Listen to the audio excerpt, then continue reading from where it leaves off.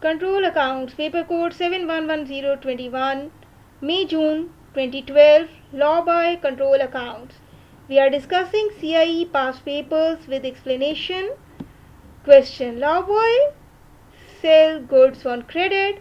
The following information is provided by her for the month of March 2012. Trade payable opening balance, purchases return, payments by check, discount received from supplier, refunds from trade payable, and trade payable ending balance.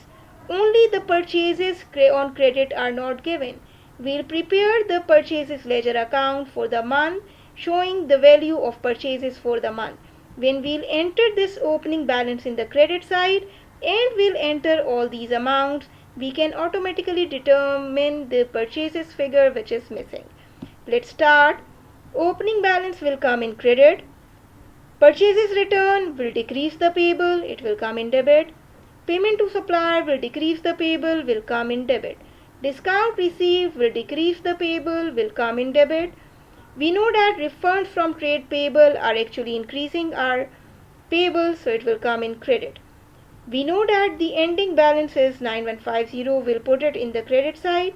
The ending balance will automatically become the balance carried down.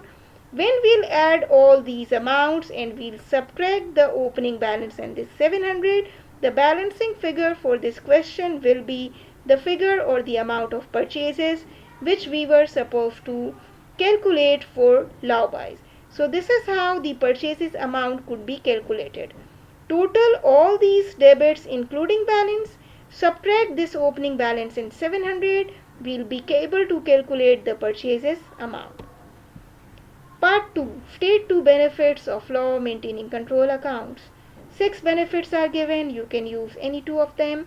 It provides total of debtors and creditors, it identifies errors, it is a deterrent against frauds, it checks arithmetical accuracy, it checks efficiency of staff, it calculates sales and purchases for preparation of financial statements. Like, subscribe, share. Commerce Lecture Online.